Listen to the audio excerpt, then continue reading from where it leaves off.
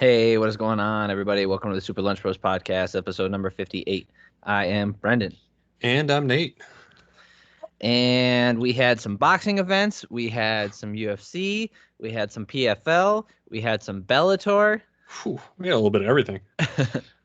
uh, Real quick, before we get started, if you guys are new to this channel, we talk about MMA mostly, probably mostly the UFC, just because that's the most popular thing and that's what I watch the most. We'll talk about other things. Make sure if you're new, like and subscribe. Tell everybody you know about this if they're interested in this thing. I really appreciate it. And yeah, make sure you comment below. Just like engage in conversation. I'll respond to you. I promise. It'll happen. Yeah, I mean, I respond to everybody. It's just, if you've got something to add or you want me to talk about something, I really appreciate it. So just let me know. Okay, real quick before we get into the UFC, really big boxing event over the weekend. Canelo Alvarez versus Billy Joe Saunders. Oh, yes. So I watched the fight, and during the middle rounds where Saunders was clearly outboxing Canelo, Really like in a groove too, not just like he seemed like he was feeling it in those middle rounds. All I heard was how good Canelo was during those rounds, and it's like there was one guy who scored, what was it? He had it 2-5 or 2-4 for Billy Joe, which is how I saw it. I saw Saunders winning most of those middle rounds. Here's the thing: so Canelo ends up landing a really good shot and causing swelling on Saunders' eye. He can't see anymore, and it's a doctor stoppage. Technically, it's a TKO, and like that's all you see on the announcements is that like, oh, he got a TKO, he got a TKO. He couldn't see anymore in between rounds. He didn't quit. He didn't get knocked out. His eye swole shut. Yeah. Yes, it's a knockout, but let's get past the bullshit headline and see what actually happened. Yeah, it's a TKO via doctor stoppage. Like it's kind of you're purposefully trying to make it sound like it's something it's not when you leave out that aspect and just say, oh, won by TKO. Yeah, for sure. That's what they're doing because it's DAZN and Canelo is DAZN's poster boy. Oh, yeah. Speaking of which, I knew from the second round on or third round on, after I saw Saunders winning those rounds, I knew that there was no way Saunders was winning that fight unless he knocked Canelo out. He just wasn't going to do that. I forgot which announcer. There was one announcer that I think in like round 6, if I remember, was actually talking about how good Billy Joe looked and, openly said that he'd given him the last 2 rounds before round 6. So like the announcing was very one-sided, but there was some that was actually acknowledging that, Saunders was clearly getting the better of Canelo in the middle of that fight.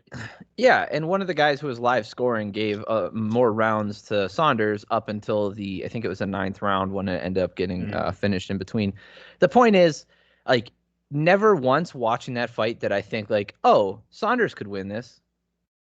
Like, I didn't care. It didn't matter how good Saunders was doing unless it was a blowout, because I've seen Canelo lose to Triple G twice, and he got a draw the first time, and he ended up getting and if you go back to the Mayweather fight, I know people don't like Mayweather, whatever. That's not the point. Go back to the Mayweather fight. There was some crooked ass judge who gave Canelo like 4 rounds of that or some shit. Like, you got to be fucking high. Go back and watch that fight again. Canelo didn't. Meanwhile, if I remember the punch, if I remember the stats correctly, McGregor still landed more shots on Mayweather than Canelo did. Yes. That's what's funny about that to me. Just that's what I'm saying. And yes, they fought at different times and blah blah blah. I don't care. That's not the point. The point is Canelo has been getting favorable judging since his inception. Like, he is, the biggest Mexican boxer out there right now, especially after Andy Ruiz, failed to defend his belt. So, they really have one big star, and it's Canelo Alvarez, and that's awesome. And, DAZN's really big in promoting him, but we all know how dirty boxing is. We all know how dirty the judging is. We understand all that stuff. So when I watch these fights, I am no longer interested in I am no longer interested in a Canelo fight. Like, I'm just gonna Mhm. say that. Like, not that I don't think he's an amazing boxer. I'm not just trying to shit on the guy. I think he's fantastic. I really do. I think he's one of the Yes. best. The problem is, never once watching his fights am I thinking like, oh man, this is going back and forth. The whole time I'm just thinking, oh, Canelo's gonna win this round. Canelo's got that round. Canelo's gonna get this round too. It's like unless he gets knocked down repeatedly, which just doesn't happen, or he gets knocked out, he's not losing a fight on the cards. It's such crap. And it's the same, but it's also interesting because will that follow him? Like when people look back and think about Canelo Alvarez's career 20 years down the road, are they going to think of it as an era of boxing where it was so heavily favored judging wise that they were like, yeah, he had this record, but it was really kind of in a dirty time of the sport or like a very crooked time in the sport. I don't know. That's So one thing that I he's think about. Like, because it's so well known, will that end up following him down I his career I path? doubt it. It's going Yeah. to be one of those things where enough time's going to pass and people are going to forget. But I will tell you that his uh, the opponents that he faced will never change, right? So looking back, like yes, his record's going to look great, but if they look at his opponents that he faced, especially in his prime, you know, the Triple G one, I hope sticks with him forever because I think it's the biggest load of shit. He lost that first fight and like I didn't have it even close, and somehow like that was the one where Teddy Atlas blew up, and ESPN suspended him for a while for like criticizing the commission. He got in an argument with Stephen A, and Stephen A wouldn't admit that the judging was terrible. Um, Nope. because all they were doing, all Steve, I remember it vividly. Stephen A is like, well, they fought a really good fight, and Teddy Atlas is, that's not what I'm talking about. He's like, this is criminal. They just went out there and like they just robbed these guys of all the work they put in. Like they just robbed him. All that work that Triple G did, like Triple G is a better boxer than Canelo, Yeah. and he fought Canelo past Triple G, past his prime, beat Canelo twice. So in their primes, it's not even close. Like Triple G's a better boxer, and no one's gonna remember him because he doesn't have the star power or the name recognition that Canelo does. And he comes from I believe he's Ukrainian. I think, or is it Kazakh? Man, is he Kazakh? I think it's a stand. Kazakh. So he's Kazakhstani. Yep. Kazakhstani. So Kazakh. I think it's Kazakh one, right? There's Like, Kyrgyzstan and Kazakhstan. yeah, I know. What I'm saying is, like a person from Kazakhstan. It's very dependent. A Kusik? lot because within Kazakhstan, Kyrgyzstan, there is a lot of subcultures and sub ethnicities. Oh, so they don't really associate with the country. That makes I mean, sense. it's just like Afghanistan.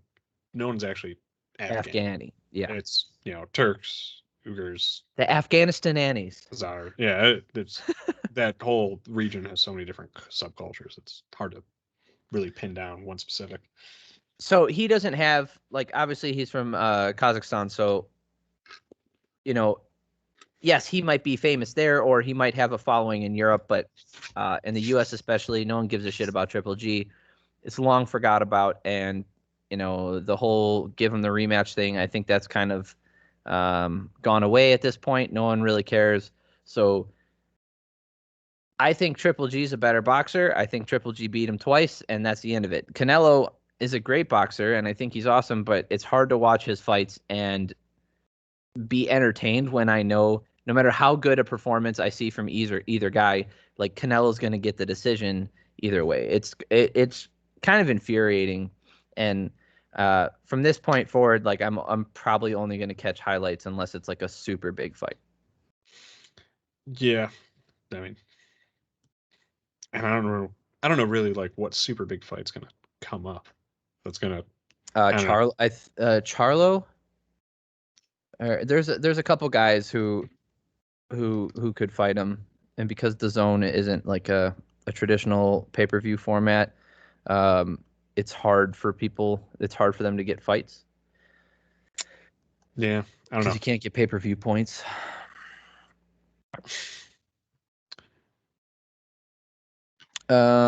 Yeah. Anyway, I mean, Yeah. if do you have anything else to say about it? I was just kind of, I'm No, kind of I just mean it pissed was a off. good performance by Saunders. I would, because of the fact of the doctor stoppage, I would love for there to be a rematch because I do feel like Canelo was in trouble in that fight, and maybe not on the judges' scorecards the way that it should have No, this reflected, needs but to happen outside of the U.S.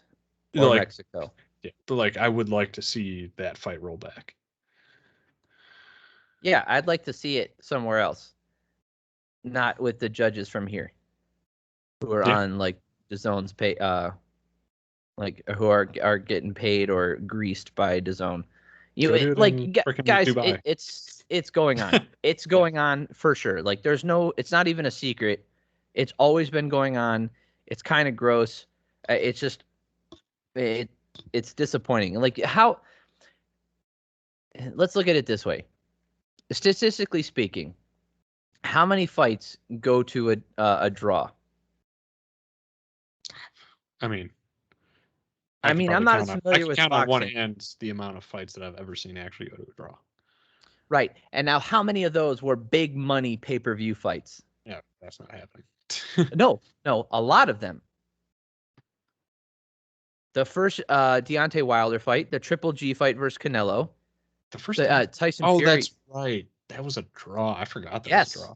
Yes, that's what I'm saying. So you see these big pay-per-view events where it goes to a draw, therefore you have to have an immediate rematch and get more pay-per-view buys. What, like, it's I not a didn't even think of that. coincidence. It's bullshit. I forgot the Wilder Tyson fight was a draw. The first one was, yeah, That's interesting. Hmm. yeah. It's one of those things where maybe it's a statistical anomaly and it just happened to be what it I is mean, and it's a complete coincidence. But I can I make the really argument, feel especially like at the there's no top of thing. the, like at the top of the game, when you got two people at that level, you're more likely to get a draw than people coming up that are fighting at different levels of their career and different level of aggression. Like I could make that as a counter argument to why you see more draws at a higher level than you'd see at mid or low level fights. I would counter that with if you look at the higher level fights that aren't big pay-per-view draws or big, tent pole events. I bet you a lot of them, like I bet you Mhm. there's no incentive for them to make a draw and get a rematch because there's no money in it. That's yeah, That's that's fair. that. I don't know. I'd have It's to see gross. actual data on it to really, Me, because like it was just the something big I fights thought are of. also going to stick out more because I Ow. can't. Yeah, I haven't watched a lot of lower. Like I didn't watch a single other fight on that card. No, I didn't either. I So wasn't interested in it. yeah, DAZN has had some pretty shit undercards. Uh, I mean, I'm good. Are you good? yeah. I mean All right. that's So we had kind of a weird a weird fight, UFC fight night with Michelle Waterson versus Marina Rodriguez.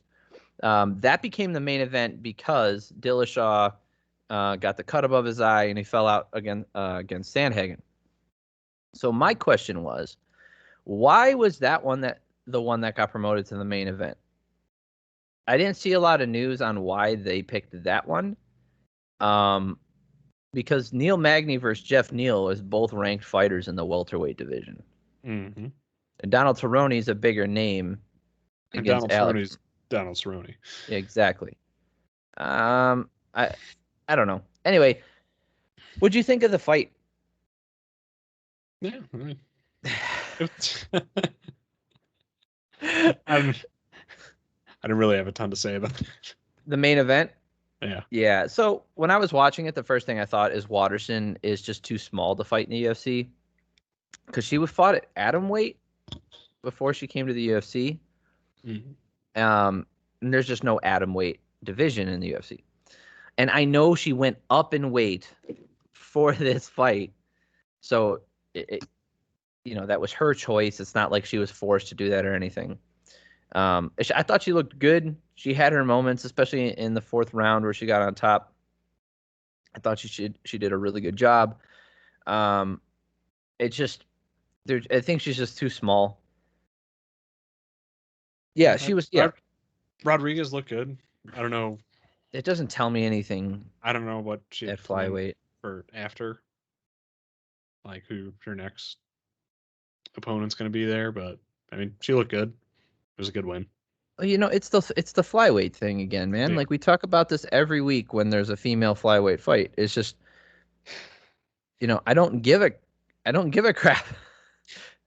It's like I know who's going to beat Shevchenko. Like, do I think Rodriguez has what it takes to beat Shevchenko based off what I saw?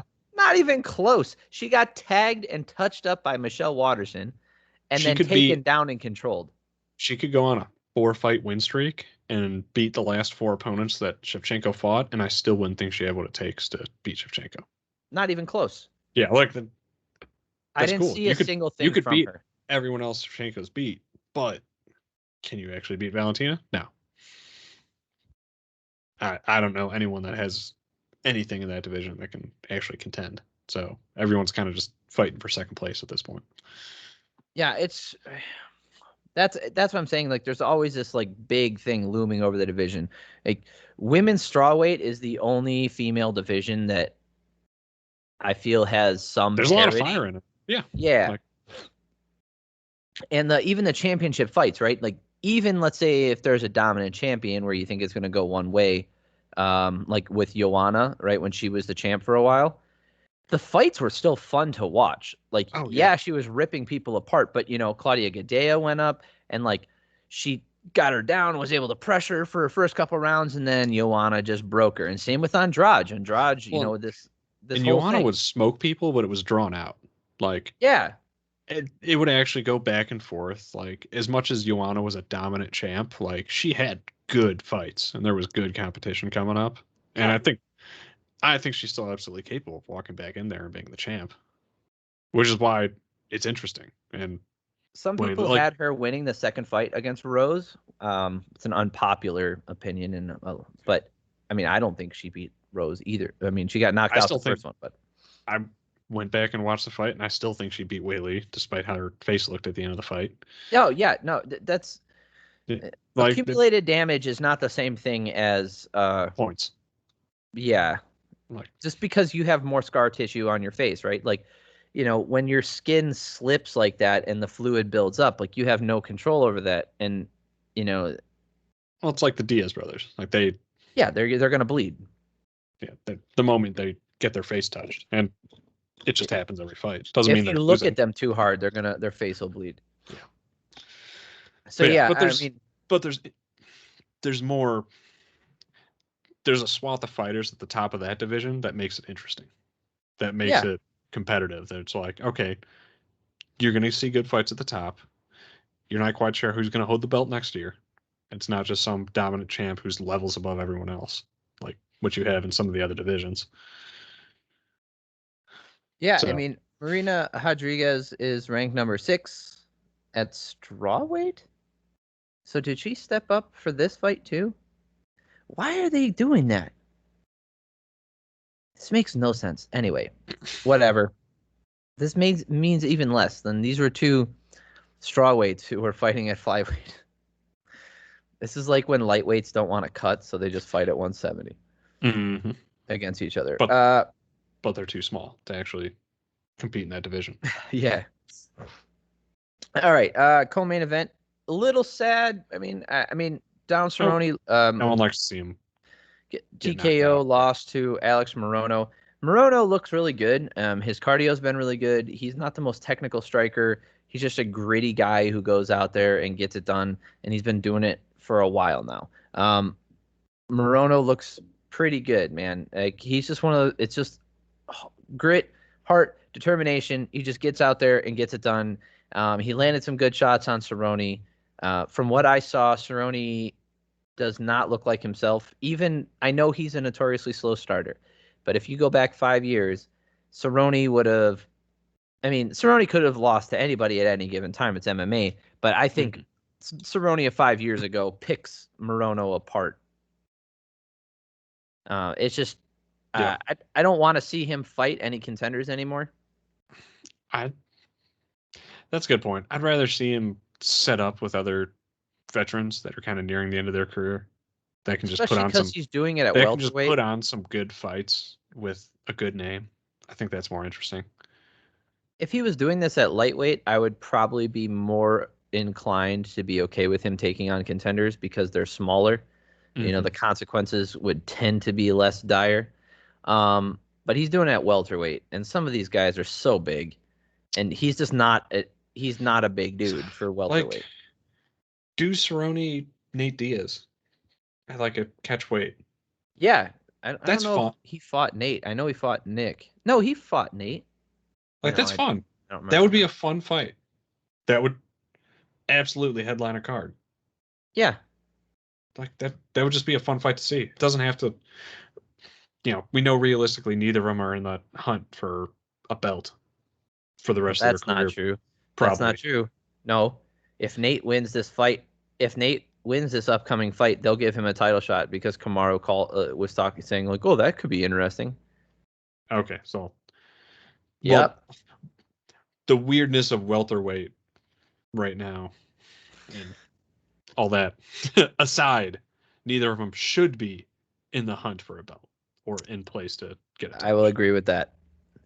Yeah, I mean, I'm not calling. He said he's not done. He's not ready to hang it up yet. Um, I don't think he'll ever be ready to hang it up.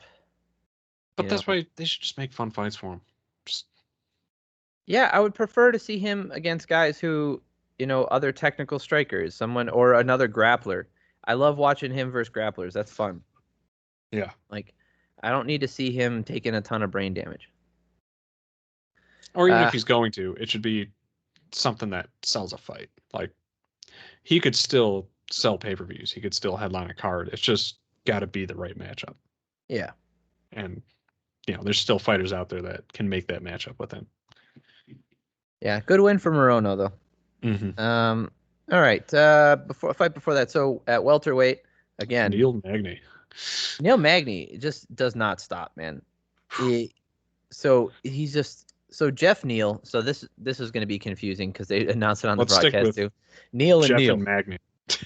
Yeah. So Jeff Jeff Neal, he he had lots of pressure, but every time he would move in, Magny would pull him close and tie him up in the clinch.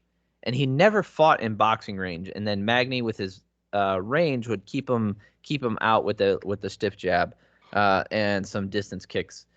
And he just kept poking at him for Mm. 3 straight rounds. It was just kept poking, pulling him, poke him, pull him in, poke him, Just pull him in for 15 straight minutes. And just Neal couldn't do any. Jeff Neal couldn't do anything. it's a good demonstration of the sport aspect to the UFC, just in how you can, you know, actually grasp the point system and make it work for you. I thought that was my biggest takeaway from the fight. Yeah, I mean his cardio is his biggest weapon. It really Yep. is. And he just makes people fight at such a high pace that if you can't lock them down on the ground and keep them down there, you're going to be in trouble. Um, Jeff Neal coming off the loss to Stephen Thompson and now to Neil Magny. I think he's going to, I mean, he was ranked 10 before this, but he's probably going to drop down. I could see him fighting someone like Bilal Muhammad, Mm. Li Jingliang. Definitely just probably take a step back for two fights in Yeah. competition. Build him up a little bit more. I think they might have jumped him forward a little fast. I mean, he was knocking people out. Like, what do you want him to do? Yeah, I mean, so he got two good tests, and we can kind of see where he's at. And I'd say, He just looks like he's waiting. mm-hmm. He waits a lot. Like he against Thompson, you saw him. He just waiting. Yeah, but They're that really wasn't a pulling good the matchup. trigger. Thompson's not a good person to try and wait against. No, and neither is Yeah, Magny. Like he just got two of the worst matchups for that style. yep. Yeah. So going forward, I'd like to see Magny versus he fought Michael Chiesa already. That didn't go so good. I wouldn't mind like Magny versus Masvidal. That's a good one. Magny versus Masvidal. I mean, they could put Magny versus Stephen Thompson, but I don't want to. I don't see what that does. I want Thompson in a title fight next. That Yeah. I I don't know mean, he why. could fight. He hasn't fought Vicente Luque before, so that could be That's a not a fun bad one. fight. I know he already fought Damian Maia. That didn't go so good, but that was a long time ago. Yeah, that was 6 years ago. Yeah, dude, this is a problem with Magny, right? He'll put together one, two. This is way back when. This is back in like 2014. Um, so he put together a 1, 2, 3, 4, 5, 6, 7 fight win streak, and then loses to Damian Maia. Then he gets 3 fights in a row, including Kelvin Gastelum and Hector Lombard. By the way, he lost that fight to Kelvin Gastelum, but I don't want to get into it. And then he loses to Lorenz Larkin. He gets knocked out by Lorenz Larkin. Then he beats Johnny Hendricks, loses to Rafael dos Anjos, beat Carlos Condit, Craig White, loses to Santiago Ponzinibbio, beats Li Jingliang, who's really good, you know, Anthony Rocco Martin, that's whatever. He beat Robbie Lawler. Then he loses to Michael Chiesa. Now he beat Jeff Neal. It's like he takes 2 steps forward and 1 step back. So he's moving forward. It just is taking him forever to get into the title picture because he's always taking a loss. On another note, let's do Cerrone Lawler. Again? Yeah. I mean, I thought Cerrone won that one, but Lawler got the decision. So, I mean, I think Lawler still has. I think Lawler has a fight coming up too. Does he? But I think he would. I'd rather see him fight. I'd rather see him fight another contender one more time, and then I'll hang up his gloves because I think Lawler could still do some damage. He's looked so lackluster in his last couple of fights, and it looks like he's just Maybe not all there. Lawler, Neil Magny. They fought already. Was that a while ago? 2020. That was last year. Oh, was that? Yeah, that's what I'm saying. So Okay. Robbie Lawler in that fight just looked like he couldn't get off. Same thing when he fought Rafael dos Anjos when he got his legs kicked out. Yeah, I remember that You one. know, he got smothered by Colby Covington. Oh yeah, the bulldog choke to Ben Askren. So he's on a 4 fight losing streak, and I thought he lost to Donald Cerrone. And if he would have had that loss, it would be a 1, 2, 3, 4, 5, 6 fight losing streak. So yeah, let's go Donald Cerrone, Robbie Again? Lawler. Yeah, run that back. All right. I mean, I'm not mad at it. I think he could still fight one more person. I mean, Like that me. for either of them, that might be what they need to help them get out of a slump that they're both kind of Yeah, maybe they'll just put in on a right good now. fight. Yeah, and they're both big enough names to, bring in a lot of fans that just remember who they are. Some of the crazy fights they've had. I'm picking up what you're putting down. Yeah. All right, so we had a sloppy heavyweight fight. Maurice Green, who is 9-7, just got a big win in his last fight. Moved his family down to New Mexico because he finally could afford it. And dude, he kept wading in and getting taken down, and then just never tried to get off his back. And Lima sat on him for 3 rounds. It's super boring because Lima also never went for a finish. Right. And if you haven't heard, if you're listening to this podcast for the first time and you've made it this far, congratulations. Hi, how are you? But Like, no, subscribe, seriously. comment below. Seriously, because I say this a lot and I mean it. There's a difference between being on the ground and dominating position and going for a finish. Like one of those is very boring and one of those isn't. And I those are distinct different styles of fighting. And in this case, Lima was never going for the finish. He sat in the half guard. He sat in the half guard for probably 12 minutes out of the 15 he was on top. I know I'm being exaggerating a little bit, but dude, he was on top. I think one of my mustache hairs is pointing up into my nose and it's tickling my nose. It's driving me crazy. But he just doesn't look he doesn't look I don't know what's wrong with Green. It looks like he doesn't want to fight. I don't get it. I had that feeling from what was the big fight that he had before? The Greg Hardy fight last year. That was that was the fight where Cormier was basically giving advice to Greg Hardy in the Oh, that's right. from the Yeah. side. That was against Maurice Green, and I just remember from that fight, it didn't seem like he was. I don't want to say it didn't seem like he was trying, but it didn't seem like there was a lot of intensity or drive behind his getting in the ring and trying to do any work in there. I don't know if there's something wrong, like he doesn't want to be in there and he needs to go see a mental coach or something, but he's better get his shit together, otherwise he's going to get cut. He's not a super exciting fighter.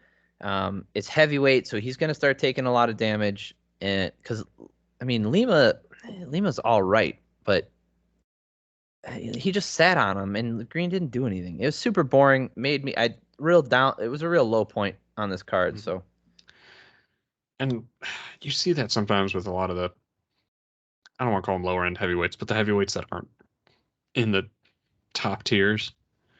I don't know if it's a conditioning thing or what exactly it is, but you just don't see a lot of the output you that know you can what? see at You other know what? levels I'm of gonna say heavyweight. it. I'm gonna say it. I You can hate me for this all you want. I don't give a shit. They're fucking lazy. Yeah, like Right? They're lazy. All right. I'm not saying I could there's do a your lot of guys job. that could be light heavyweights that are just heavyweight out of. I don't think Yeah, that's Green. I don't think he's carrying a ton of extra weight or anything like that. no, But you're fucking lazy. All right? Like, and here's the other thing. Maybe okay, let me dial this back. Maybe they're not lazy. Maybe they do not have the opportunity to train as much as they could because they're not stable financially.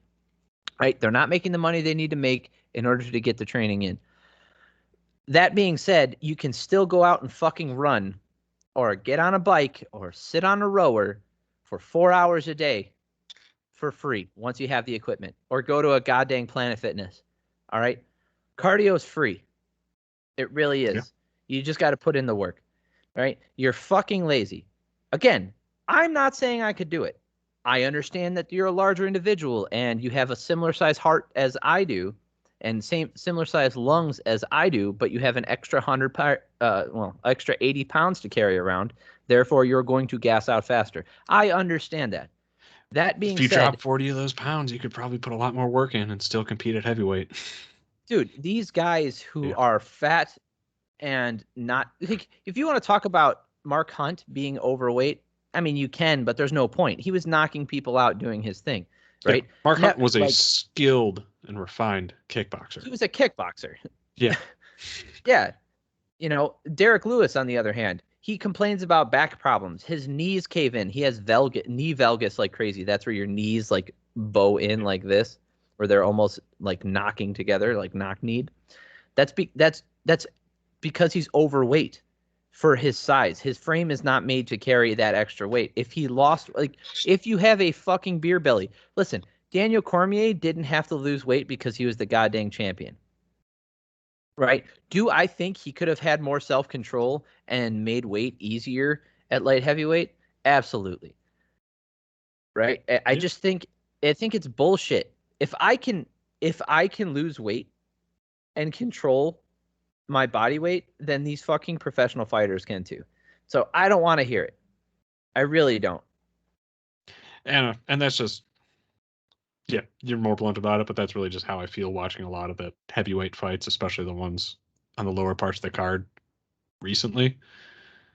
Like it Yeah, just they're seems big that a lot of the sloppy. new it seems that a lot of the new heavyweights that are get brought into the UFC aren't they're not Mark Hunt. They're not heavyweights coming over from K1 with a high level of skill. It just seems like a lot a lot of lackluster performances and lackluster effort.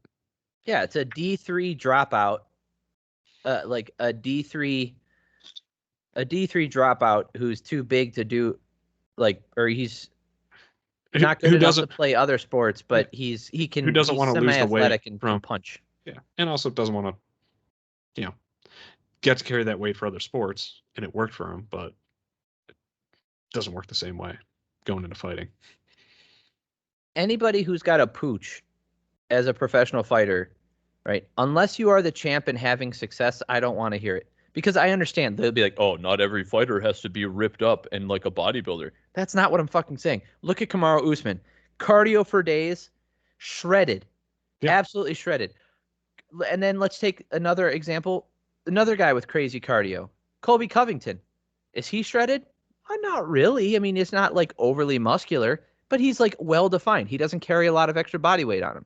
Two totally different body types, right? Still Yeah. very effective in their sport or in their division. Unlike one of the last times here, Cain Velasquez. Yeah, He wasn't shredded, but he was athletic. Like that very. was, and that's what people would talk about, the kind of hybrid heavyweights, the athletic heavyweights that were coming in lighter, not quite shredded, but still leaner and just going Yeah, at a and lower he body wasn't weight. And carrying that worked. like I mean, he carried a little bit of extra body weight, but not he didn't have a big beer belly. No. Okay? Like he didn't look like my dad. Like that's that's just it's not that was the big country's whole thing. Like he would get up and rub his belly because he would knock people out. I don't care, but In if terms you're of car- long term success in the UFC, it didn't pan out. no, it never does. Yeah. Like you'll You get a know, couple highlights and against some people, but yeah. all right. Enough of that depressing situation. Uh Good lightweight fight. Gregor Gillespie versus Carlos Diego Ferreira. Mm-hmm. Whoo! Holy shit. This Oh, was you my texted me about this one. yeah, this is my fight of the night. Like I know there were other fights that were good and like people are hitting each other back and like, they're getting tired and throwing sloppy punches at each other and some people find that. Dude, this high level grappling, insane pace. Gillespie did not stop moving forward. Fajeda kept getting back up to his feet, landing good shots on the feet. Gillespie just didn't stop, and he kept reversing him. He put Gillespie in bad positions, like almost submit, like putting him in like almost like setups for submissions, and then Gillespie would just burst through it and just keep moving forward. And that was the first round. So Yep. at the end of the first round, Gillespie is so tired that he's like stumbling back to his corner. So in your head, You're it thinking, oh, okay, this is over. I don't watch that fight. Like I wasn't watching that thinking being confident that Gillespie's gonna win that. I was like, ugh, hey, this is looking bad. Yep. And what did he do in the second round? Same pace from the get-go. Run forward, take him down, nonstop. Let's go. And Fajeda like was getting up, and then you could hear his corner going fucking berserk. They were like, get up, get up. And that's when I knew I was like, they practiced this constantly, and like they knew that if Fajeda ended up on his back and accepted the position, the fight was over. There's a good part of cardio that is mental Yeah. at certain levels, and this was one of those ones where you saw the mental aspect of cardio and the mental aspect of output. Oh, Gillespie's body was done Yeah, at the end of that first round. He had absolutely. his body had nothing left. His arms were exhausted. You could tell his legs were barely underneath him, and he was breathing heavy. He had nothing left in the tank. And like he just the instant that they got called out for that second round, he just turned it back on. And then when this was with about a minute and 30 seconds left, maybe 2 minutes left in the second round, he got Fajeda down, and Fajeda didn't jump right back up. Then Fajeda gets back to his feet. He works his way back up onto all fours, and then they're in like a weird position that way. Gillespie gets another takedown, and he starts working ground and pound, move in position, working ground and pound, threatening with a choke, throws Fajeda back down like by his neck, and then with 9 seconds left in the second round, he just like you could, dude. If you didn't watch this fight, please do Go yourselves a back and watch it. favor. Watch this fight. It's inspiring to watch like a guy have that kind of output. With 9 seconds left, I told you, the tank was already empty. I don't know what he was doing. He was stealing somebody else's gas at this point, and he's just, dude, he's Just sucking like it out of thin air. throwing nothing down. He's just throwing punches, winging arm punches, getting like putting leather on Fajeda's head just so the referee has to say defend yourself. And then he calls it with 9 seconds left in the second round. Gillespie gets up and he's like, that's all fucking heart. It's like, yes, it was. Holy shit, that was cool. Yeah, Dude, that was awesome. I that's one of That my was one of favorite the most fights. redeeming aspects of this cards. Legitimately. It was that's one of my favorite fights I've ever watched. And I know it wasn't like a banger, it's not, Robbie Lawler, Rory Roy McDonald Mc- too. yeah. That's my favorite fight of all time. I don't know how it's going to get toppled. Uh, but fights like this where I understand the stakes weren't that high, it's just seeing someone like Darren. Remember when Darren Elkins had that big combat knockout? Uh, Rogan talked about like almost crying one, like, and he saw that guy. It's like Darren Elkins was just getting destroyed for two rounds and 4 minutes, and then he gets up and he manages, like, the other, I forget the other dude's name, but he's tired and he catches him with a kick. He drops down and then nails him with a punch, and the dude folds like a t-shirt. And like Elkins had, again, nothing left in the tank. It was just he never quit, and that's what, like, I love seeing that stuff. Gillespie's so good, and I think it's so unfortunate that he had that big KO loss to Kevin Lee. Because I mean, I'm well known for not being a fan of Kevin Lee. I don't think he's all that everybody makes him out to be. Never did. I think he's a highly skilled fighter who can't put it together and is mentally as tough as paper. Yeah, there was some weird behind the scenes stuff that he ended up having to deal with. Oh, And no. I'm not yeah, criticizing him for, no, this is before his coach passed away. Obviously, yeah, that's a terrible situation, and I'm not criticizing anybody for going through mental struggles or yeah. I just emotional wanted to stuff. clarify that aspect. Yeah, no, yeah, I actually forgot about that. It's just, but no, I'm not criticizing him or from bouncing from camp to camp. That's not what I mean. I just mean, if you watch him fight, he always does that. Yep. If he's a front runner, if he encounters any struggle, he doesn't do very well. And Gillespie versus Lee, when he was out there, Gillespie was landing good punches, and I think, if Lee doesn't land that big shot, like, which was That was very incredible, different. and it was a bad knockout for Gillespie, it's just, and because that was such a huge setback, that was Gillespie's only loss in his career. So Gregor Gillespie is let's see. He's ranked number 14, or he was before this. Diego Ferreira is ranked number 12. So, you know, Might move up to 11, 10. yeah, he's gonna Yeah. jump ahead of Kevin Lee. Yeah. Oh, Donald Cerrone's ranked 15 at lightweight for some reason. Anyway, um, so I wouldn't mind seeing Gillespie versus like Felder Mhm. or maybe Islam Makhachev, but I don't want to see that. I'd like to see him versus Felder. I think that'd be a good test. Um, I don't know. I don't think Dan Hooker is realistic for right now. Yeah, I don't Rafael want dos Anjos. I still want to see Rafael versus Connor. It, that's not gonna happen. Yeah, I think Gillespie needs one more win before really diving into those, the well-known names at lightweight. Your Tony Ferguson, your Dos Anjos, your Dan Hooker. Maybe he could fight Dariush, but Dariush has a fight coming up versus Ferguson, so that's not going to happen. Paul Felder. Maybe Pettis. Which one? They're Maybe. not in the UFC anymore. Both. They're both not in the UFC anymore. Yeah, and Oh, I missed Anthony that. Pettis fought in the PFL last I week. I remember that. I didn't realize that his brother was in the UFC. Sergio just won the belt at Bellator. Man, I was not paying On attention to that one. Friday. That was a good fight too. Yeah, I only Sergio watched one Pettis looks Bellator great. fight, and that was Anthony Rumble Rumble Johnson. Johnson. Yeah. We'll talk about that in a second. Um, yeah, man. I think Gregor, being 34 years old, he's at the tail end of his athletic prime. He's the same age as like Kamaru Usman. Maybe a little. I think he might be a year younger, or the same age probably. So, if he's really wants a challenge for a title, it's got to be in the next two fights. It really does.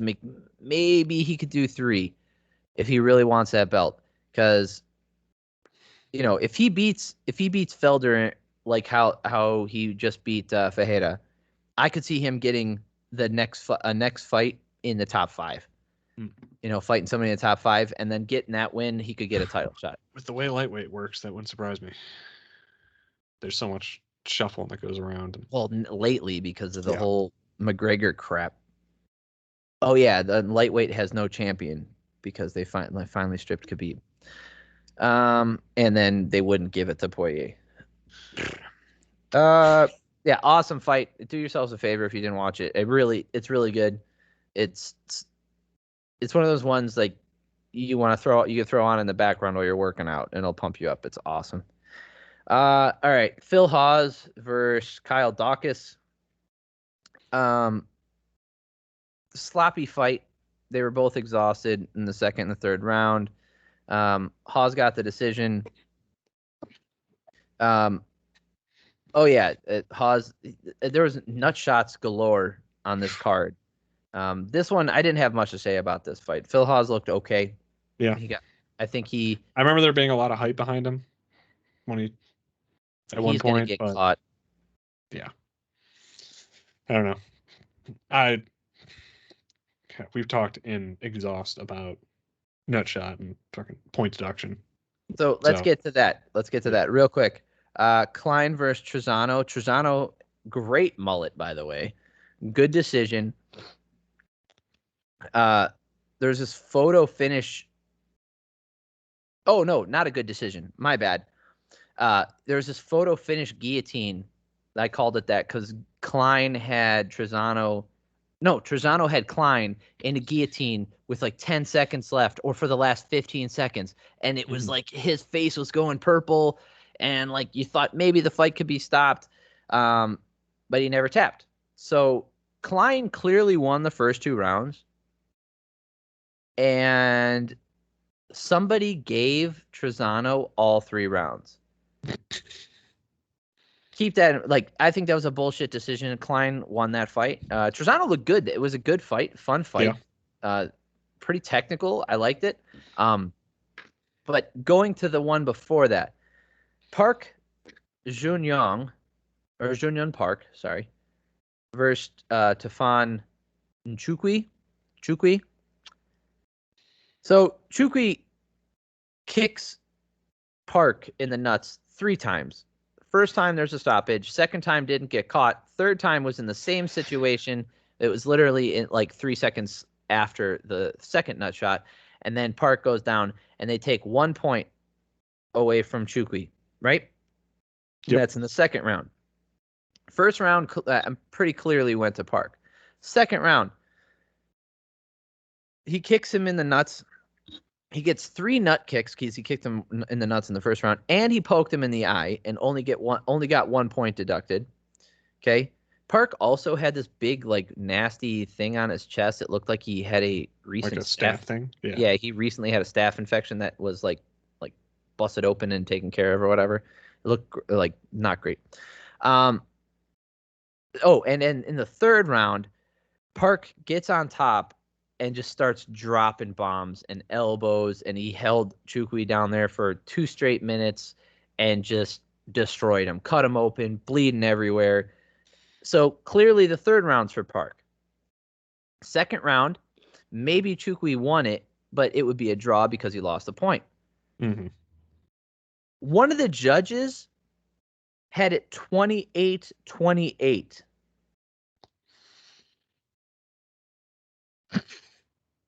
So he gave the first round and the last. Wait, hold on. How would that happen? Because it doesn't even make sense. No, because that means he gave 2 rounds to Chukwi. Did that include the point taken away? It has to. Because that's how you get a 28-28, because it would be 29-28. So he gave 2 rounds to Chukwi. Yep. What 2 rounds?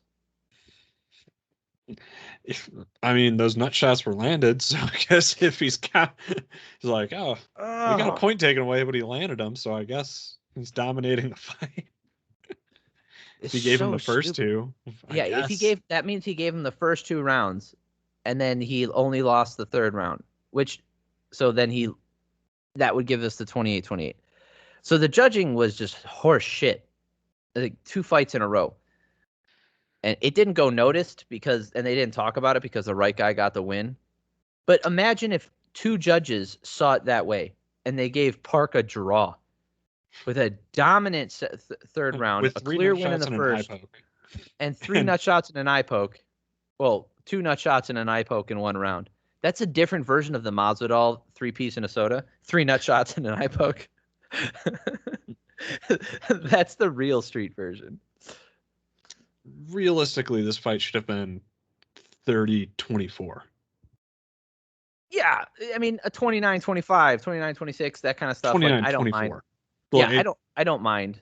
Oh, I'm talking after the first nut shot. Like, yeah, I would be okay it should with have that. been raining points in there. Like that's And how it should be treated. And that's the thing is like I saw a simultaneous nut shot that happened where they both threw kicks and they hit each other in the nuts. That can happen. And here's the thing. If you take a point from both people at the same time, it's essentially nothing happens. Yeah. Right? I'm fine with that. It's like when penalties cancel out in the NFL, right? Yeah. Or fouls cancel out in the NBA, you know, everybody gets free throws, or no yards are given or taken away, that kind of stuff. Holding on both sides. Cool. Yep. That's the end of it. And then Carlson Harris had a really good anaconda choke to open up the card in the first round. So that's it for the UFC this weekend. We did have Bellator fights, and I wanted to pull them up because there were more than one that were good. There was more than just the one I saw. Yes. Yeah, I actually watched them all. Oh, yes. Okay, there are 3 fights that I want to talk about, and I remember which ones. So, Michael Venom Page versus Derek Anderson. I recommend going back and watching it just to watch Michael Venom Page break this guy's nose. It was really bad, too. It's one of those nose breaks where it goes flat. Like he had no nose he had no bridge anymore. It was just gone. And it was like all the way flat to his face. If you look up a picture right now and you'll be like, oh, gross. Derek Anderson.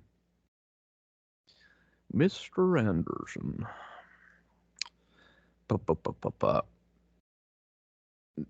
And yeah, so the main event, yeah. Oh, wow. I told you. That's from one kick. You can watch it happen in real time. Like the left kick comes up and he's going down at the same time and just catches it right on the bridge of the nose. And it's like, it's like he tried to attack his foot with his face. Yes. Like that's Sergio Pettis defeated Juan Archuleta, who was the champ, right? Juan Archuleta has been the champ for a little bit at bantamweight. And Sergio Pettis it was a complete domination. Just looked great all around. Sergio Pettis looked better than he ever has, and I think he's found his home, and he's the champion in Bellator at bantamweight. I'm really happy for him. I think he looks really good. Not gonna lie, I like the Bellator gloves better than the UFC gloves. Oh yeah, because they go like this. Yeah, and it's just like the shape, the coloring. I think it's the circle with the B on them. Like I think artistically, aside from just they look better. Shape, but yeah, they look better. Yeah, and Bellator gloves are better than UFC gloves. And when you're watching fights, I know it's not about the sample size because I think we have plenty of sample size, and I would say it's anecdotal, but it's not. There are less eye pokes in Bellator. There just are.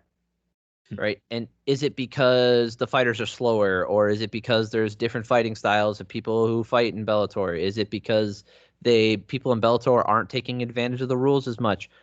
Or is it because the fucking gloves don't splay your fingers open, so you poke people Mo style right in the face? I wonder. Yeah. So the other one that was Peter Quayle defeated Patricky Ferreira, which is one of the Pitbull brothers. He's not the good Pitbull brother. He's the bigger one. Mm-hmm. Anyway, Anthony Johnson against Jose Augusto Azevedo, who looked good.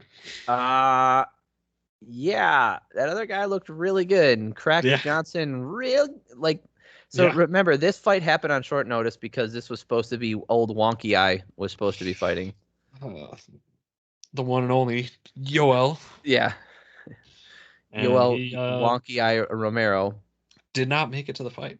No, he was not allowed to fight. He did not pass his physical. Which So, is crazy to say about a guy like Yoel. well, I think it was because I really think it's because of his eye. Yeah. There's something going on with it. Um, and I mean, I saw someone say it kind of in passing, but it might be because of the wars that he had with Whitaker. Whitaker fucking cracked him good, man. Everybody talks about Yeah. how, Whitaker caught like the brunt of all that stuff. I don't think Yoel was the same either, man. He fucked Yoel up real good. And Yoel does this thing where he does he tries to do the Anderson Silva thing where if you Mm. catch him, he'll overact. You know how like when you're rocked, if you don't show it and you just keep a poker face, then the judges don't know. So therefore you can't score it as damage because you don't see it, right? Or you do the exact opposite and you do it the Anderson Silva way where like you get touched and then you overdo it. You're like, oh, that hurt me so much. Well, Yoel, when he would get caught, he would do that. And you could tell he was rocked and he would be stumbling on his feet, but then he'd be like, oh, he'd stick his tongue out and like act like he's not hurt. It's like, no, motherfucker, you're hurt real bad. And I Yeah. really think You Whitaker saw messed that a him little up. bit from Masvidal with Kamaru Usman in that first round when I Yes. was kind of calling it out when he'd do the, make the face, stick his tongue out, try Yep. and psych himself back into the fight. Lorenz Larkin got a win. Split decision versus Rafael Cavello.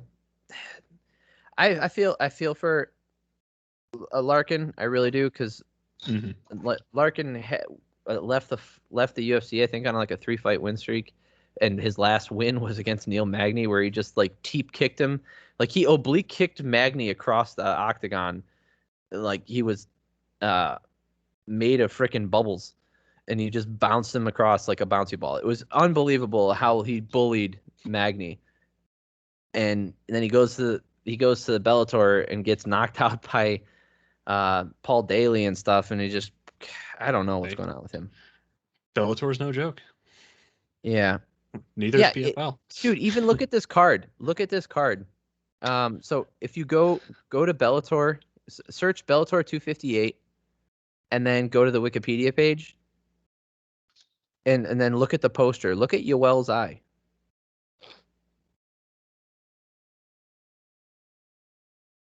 It's definitely something's wrong with it. Uh-huh. Uh-huh. I wonder if it's like a detached retina or something. Like it's something that causes it to veer off.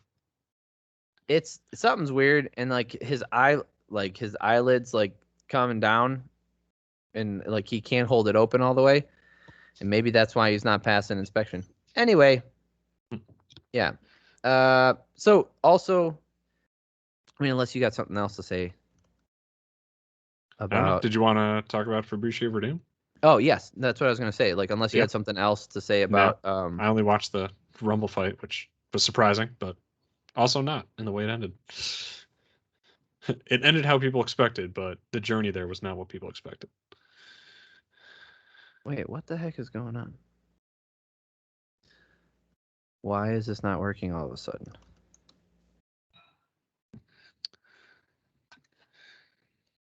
Why? How am I talking to you, but my internet's not working? That makes no sense. But yes, so So, Fabricio Verdum, I in remember the the fight. third event of the regular season of PFL, Yes, going Kayla Harrison. Just I remember some of the fights. So Kayla Harrison dominating her fight, just beating the shit out of that girl. I think she got a quick 6. Got the win in the first round. Remind me of the other fights on that card. We had Fabricio Verdum versus. Was he also fighting a Fajeda? yep. Okay. Because you texted me, check out the Fajera fight, and I'm like, which one? For a minute, I'm like, oh, I got to watch all 3 of these. And legitimately, it was worth actually checking out all of them. So, Fabricio Verdum versus Fajeda. Brandon Styles also in the heavyweight section against Muhammad Usman. Oh yeah, Usman just getting. I think he got TKO'd, right? Or did he get submitted? There's technical, submission. Okay. Yeah, Yeah. because I think he lost versus rear naked choke. Sorry, it's not that I didn't watch a fight. I did. It was 3 or 4 days ago, and There's I've a lot of watched fights this so weekend, much right? MMA since then. And boxing and Oh, that too.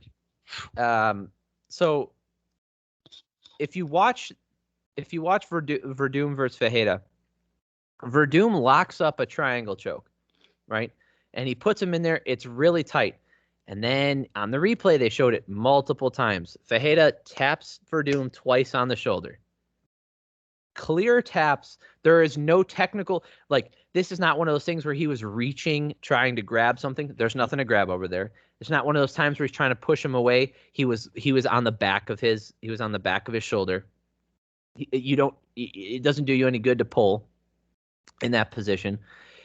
And they were two distinct slaps to the back, which are like, they were not punches. Fist was not closed. That's how you tap. The guy tapped twice, and you could see Verdum release the triangle. And then Fajeda starts punching him because the triangle's not in. And then immediately Verdum's like, what the hell? And then he tries to get the triangle back in, but Verdum gets TKO'd. Yeah, this is a bad look on PFL. I don't. No. I think it was Keith Peterson was the ref. Yeah. He was on the other side, and he couldn't see the taps. And let's be honest, it was this is as dirty a move as you can get. Like, this is up there with going to touch gloves and punching the guy instead. Tapping out, whether or not you know where you can see the ref, tapping out, figuring out that it's not stopped, and feeling that, from how much you train on the ground, when someone is releasing something because you're tapped. Oh, it's immediate. Yeah.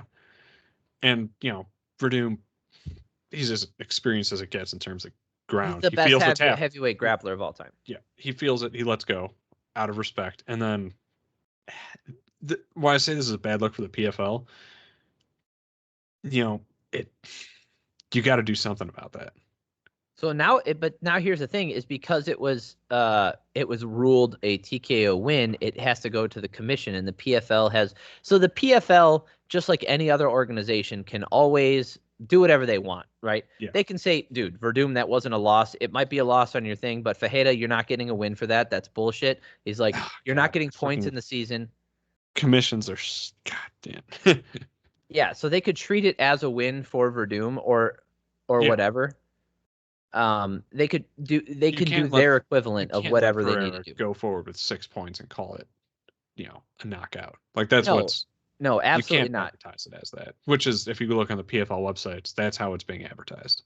Yeah, it's bullshit. Verdum he's going to the governing body. He's going to the commission and trying to get it overturned. The hard part is, who in that commission is actually going to give this the time of day that it deserves. I hope it gets overturned, but I think this event was in Atlantic City, right? Am I really going to trust? It might have been. Am I really going to trust New Jersey State Athletic Commission to overturn a UFC event correctly because of something that happened on the ground? That's my confidence in it getting its actual just attention and deserve from it, and especially a non-UFC event and not UFC. That's where I'm just like. So here's why I'm optimistic. So this isn't a clear cut. This isn't one of those things where the judges got it wrong, right? Mm-hmm. So the judges weren't involved. Okay. This isn't one of those things where the referee made a bad stoppage. Okay. Where it was clearly not, the guy wasn't out or the guy was out or, one of those things. This is a situation where we can show evidence of a fighter quitting. He's clearly tapping and quitting. And this should have, before the hand was raised, this should have been part of the video review. Yes. This could have been fixed before it ever really went to the athletic commission. All right, the fight was stopped, video reviewed. All right, we have a clear tap. Yeah. On the video review. That's where the fight ends.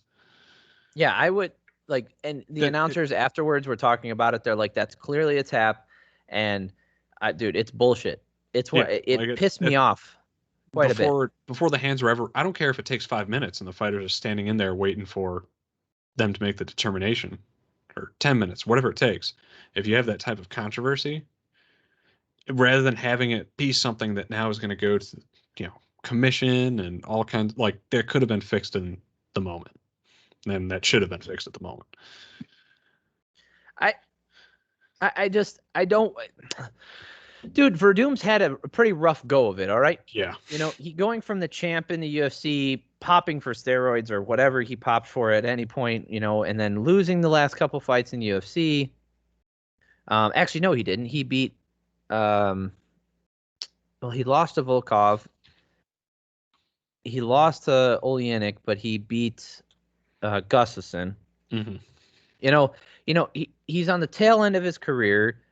He's the former UFC heavyweight champion. He's just trying to get in here, and basically he knows he can make $1 million. Yep. And you're not only messing with like his future and his legacy and stuff, but you're messing with his means, right? Yep. Like you're taking probably one something... of his last shots at that type of money, and he's arguably best heavyweight fighter in the PFL. Probably. Yeah. And, dude, it's open and shut for me. There's no controversy. I've watched it 40 times. You can watch it very quickly. It's on if you just look up Verdum versus Fajeda, it'll be probably the first thing that comes up is this short little, you can watch it in a GIF. It's so damn short. You can clearly see Fajeda tapping his shoulder, the back of his shoulder twice. Yeah. That's how you tap out. Okay. It's a dirty move. I think, if nothing comes of this as far as the commission goes, I think that other fighters should, like, I think they should even refuse to fight him. They should give him like the lockout or some shit, because you don't do that shit. He didn't win. And would you want to fight him knowing that he'd pull, like, I just choke him out now? Like, are you going to let go of that's the kind of situation he's creating. Remember, would you let go of a submission on this guy now? Because you're, all right, cool, he tapped, but unless I'm feeling the ref on me, I'm going to hold it with this guy. Like what's that guy's name? Oh my goodness. Who is the guy who is grabbing Paul Harris? Yeah.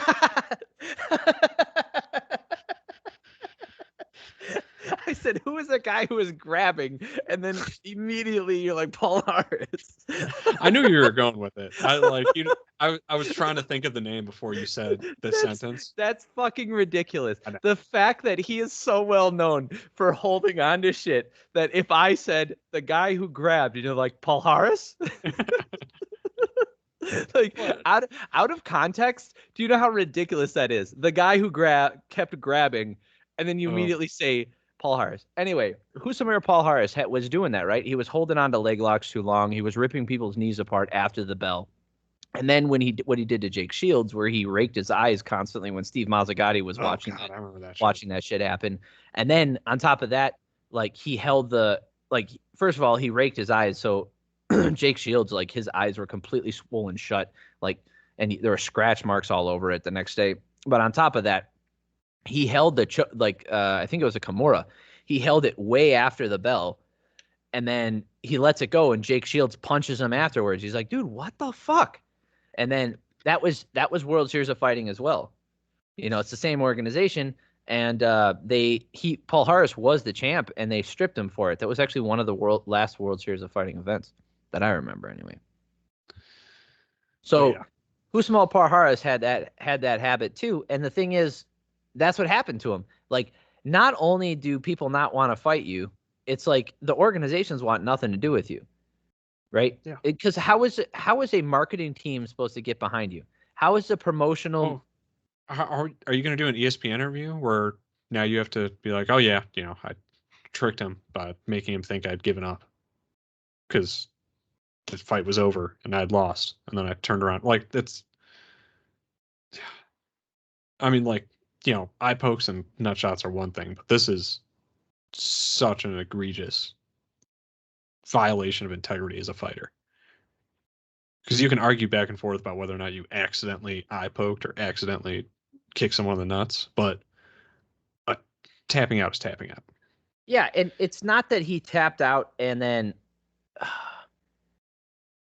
continued to punch because the ref didn't stop it. He tapped out, felt it loosen, and then decided, oh, now here's my opportunity. Like, he did that shit on purpose. Yeah. And you can tell by the way he did it too, now that I'm thinking about it. Like, it's one of those, they call it the Brazilian tap, where you go through the motions like you're going to tap, right? Like you do the and then that instinctively makes the other person let go, especially if they're a grappler, right? Especially if they do a lot of jiu-jitsu. You're constantly rolling. So, someone's about to tap out, you just let go of it because you got him. So if you got somebody and you see them go through the motions like they're going to tap out, you relieve pressure. And then, or like what, Vitor Belfort did to John Jones, where he felt the popping of John Jones' elbow, so he let go of it. Like, he could have snapped John Jones' arm if he wanted to, but because he was being nice, like, he was like, well, I'm just gonna let go of this. Like, he shouldn't be still fighting, and he ends up losing the fight because of that. So I'm not saying you should be an asshole, but I'm not blaming Verdum for this, but I think Verdum should have held on to it. And for the people that there's a Brazilian tap, but this also wasn't a Brazilian tap. This was just he tapped out. Oh yeah, absolutely. Yeah. That's what I mean. That it's like because there's a Brazilian tap where it's trying to there's the actual motion of it, but not actually doing the tap. This guy just tapped out, felt it loosen. The fight was, and he went for it. But that's what I mean. It's like that's one of those situations where if you go for a tap, that's what the intent is. Like, he went into it knowing, like, oh, I'm gonna tap on the back where no one can see. I'm gonna tap his shoulder a little bit, but that's dude. I don't know how this doesn't get overturned. I really don't. It should absolutely get overturned, and it, like I said, it's not a good look for PFL. I mean, that's all I got. Yep. Oh, now my internet's back up. Awesome. But was it ever down? All right. We'll go over the fights this week later. Yeah. We'll do those later. All right. Thank you all for listening. I appreciate it. I really do. Make sure you like and subscribe. Let everybody know if you like this podcast. Let other people know, hey, these idiots are talking about stuff, and they're fun, and you'd probably like it. Again, comment. I'd please be surprised comment. if you said that, but Please comment so I can I'll respond so we can get a discussion going. It means a lot to me because I know that people are actually engaged and they're listening to what we're saying, and that people want to have an active discussion about what we're saying here. So I really appreciate it. Got anything else, Nate? No, it's time to go throw some steaks on that Traeger. Yeah, go make some steaks. No, I just refurbished a Traeger grill that I got from my coworker who had absolutely annihilated it. Yeah, I don't know what he did, but yeah, I spent the last week and a half just gallons of vinegar and baking soda on that thing, cleaning off all the rust and grime, and now it's finally restored to new. So yeah, I'm gonna break that thing out. And unfortunately, we are not sponsored by Traeger, but if we were, I would talk about how great that grill is after you restore it. Now I'm gonna go clean my pool because I've been doing that all day. My pool. No, listen, dude, it hasn't been open for 2 years, so it's okay. Tons of algae. I have been vacuuming the bottom of it. I've been wiping it down. I've been running the pump and dude, nonstop. I haven't gone swimming in it yet because I'll be there in a week and a half, so you better get hurry. Better get a move on it. Yeah, no shit. So when I get there, it's ready for me. That's all I'm saying. All right. That's an open invitation. If anybody wants to come over and hang out in my pool, I'm just kidding. My wife will kill me. All right. Not. All right. Later, everybody. Hope everybody has an awesome day.